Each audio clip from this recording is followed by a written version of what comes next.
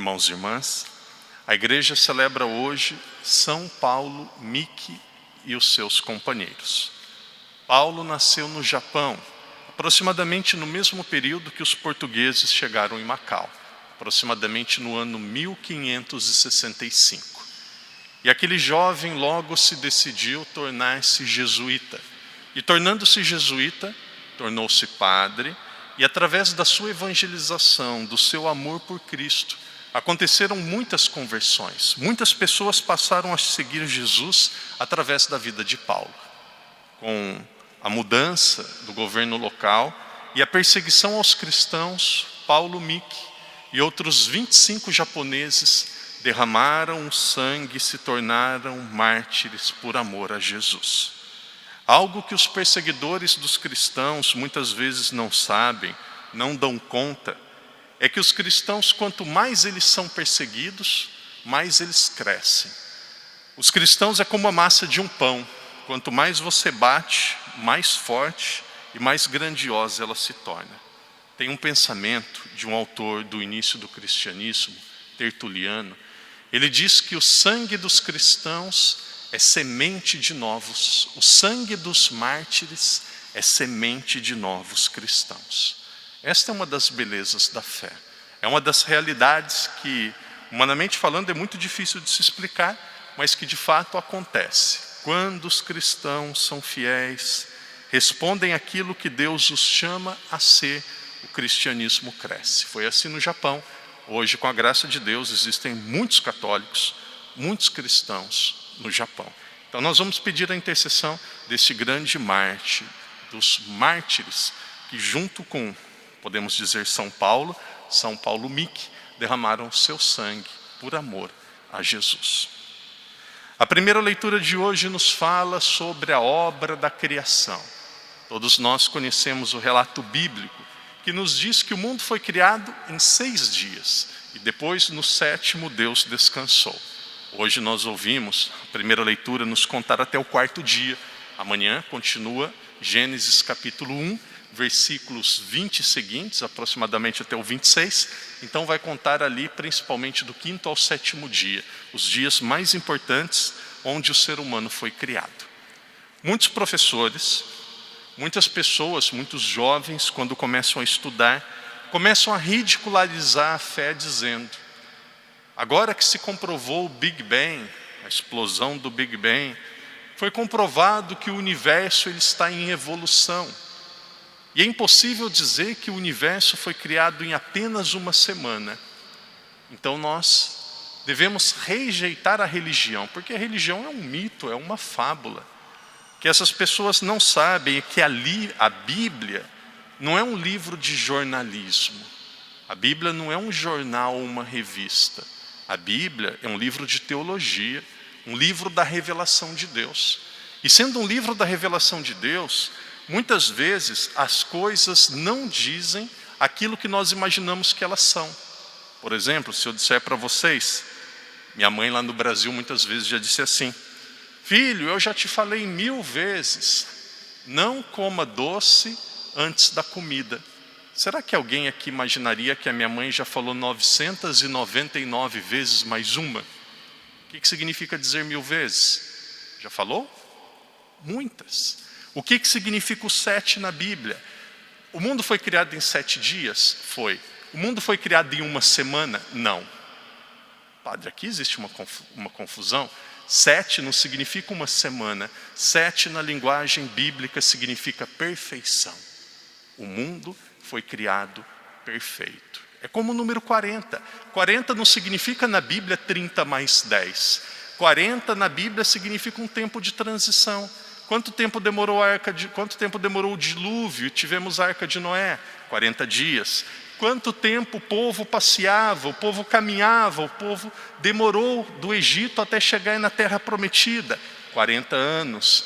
Quantos dias que Elias ficou rezando, pedindo consolação e o apoio de Deus para o sofrimento do povo? 40 dias. Quanto tempo que Jesus passou no deserto para se preparar para a sua missão? 40 dias. Quanto tempo que Jesus demorou depois que ele ressuscitou até a sua ascensão aos céus? 40 dias. O que significa o 40? 40 não é 30 mais 10, 40 é um tempo de transição. 40 é um tempo de mudança. 40 é o tempo necessário para algo novo acontecer. A maioria das pessoas que julgam a Bíblia, os cristãos, a nossa fé, elas julgam sem conhecimento. Por exemplo, vou conversar com um médico e começo a dar palpites. A vontade do médico, se ele for educado, ele vai só ficar com a vontade. Se ele for um pouco mais espontâneo, estourado, ele vai dizer na minha cara. Se eu começar a dar um monte de palpite, ele vai falar: padre, com todo respeito, o senhor não estudou medicina. Eu sou o médico, eu sei como que as coisas funcionam. Então, sobre religião é a mesma coisa. A maioria das pessoas nunca estudaram e aí questionam, ridicularizam e querem destruir uma fé que existe há mais de 2000 anos. Imagina, se fosse uma fábula, uma lenda, já tinha acabado. Quando a palavra de Deus diz que o mundo foi criado em 7 dias, a palavra de Deus está nos dizendo que o mundo foi criado perfeito. O que aconteceu no 7º dia? No 7º dia, Deus descansou. Qual que vai ser a perfeição do mundo? Quando nós descansarmos em Deus. Quando que o ser humano foi criado? O ser humano foi criado no 6º dia. O que significa o número 6 na Bíblia? O número 6 na Bíblia significa imperfeição. O ser humano foi criado no 6º dia. O que isso significa? Que o ser humano foi criado imperfeito. Mas de todos os dias, qual que é o que está mais próximo do 7º? De todos os números, qual que está mais próximo do 7º? O 6. De todos os dias, qual que está mais próximo do 7º? O 6º. De tudo aquilo que existiu na criação, qual que está mais próximo de Deus? O ser humano. De toda a criação, é o ser humano aquele que está mais próximo de Deus. Novamente, a Bíblia não é um livro jornalístico. A Bíblia não quer narrar com detalhes aquilo que aconteceu naquele período. Nós não sabemos se foi exatamente como diz aqui, primeiro as estrelas, depois o mar. O mais importante existe, perdão pela expressão filosófica, pela palavra que aparentemente é difícil, o padre diz, depois explica.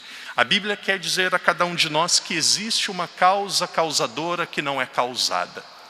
A Bíblia quer dizer a cada um de nós que existe algo que fez, mas que não foi feito.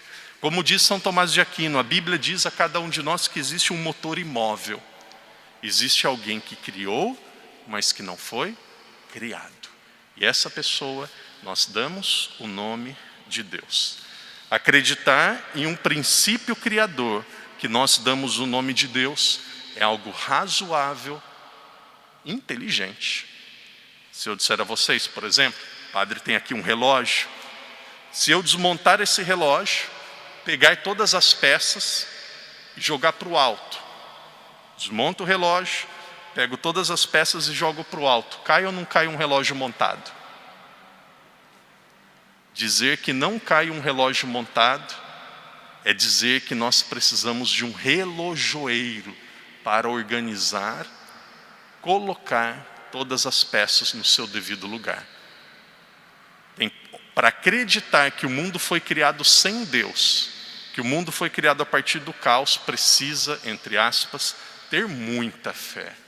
É muito mais razoável acreditar que um relógio ele vai ser montado a partir das mãos de alguém mais inteligente do que ele vai ser montado jogando para o alto e ele vai ficar pronto depois que cair na mesa ou cair no chão. Queridos irmãos e irmãs, a primeira leitura é belíssima. Deus criou o mundo a partir da sua livre vontade. Por que Deus criou? A criação do mundo é o transbordamento do amor de Deus. O Pai amava o Filho amava o Pai, o Espírito Santo é o amor do Filho. E esse amor entre as 3 pessoas da Santíssima Trindade, em um determinado momento da história, transbordou. E aí nós temos a criação. E de toda a criação, a maior dignidade está no ser humano. Queridos irmãos e irmãs, o padre encerra dizendo, a exemplo de São Paulo Mique, que cada um de nós também ofereçamos a nossa vida a Jesus. Ofereçamos como um ato de amor, como um ato de gratidão. Que nós digamos assim, Senhor, eu confio em vós. Senhor, eu quero servi-lo. Pode ser que alguém diga assim: se é tão seguro, tão certo que Deus existe, por que Deus não aparece e mostra 100% que Ele existe, como o sol aparece, como a lua aparece? Todo mundo iria acreditar em Deus. Não seria muito mais fácil? Resolveria o problema. Deus poderia aparecer aqui do lado do padre agora e dizer para todo mundo: eu existo, eu sou Deus. Resolveria o problema? Não, não resolveria, criaria um problema muito maior. Por quê? Porque se Deus aparecesse e Ele se mostrasse 100%, dizendo com voz humana, dizendo com toda a clareza do mundo, nós não precisaríamos mais de fé. Todos nós seríamos obrigados a acreditar. E Deus, Ele não quer ser amado porque as pessoas são obrigadas. Deus quer ser amado porque as pessoas fizeram uma experiência com Ele e depois deram um salto de amor, um salto de fé para encontrá-lo, para dizer que Ele existe e a partir disso amá-lo e servi-lo.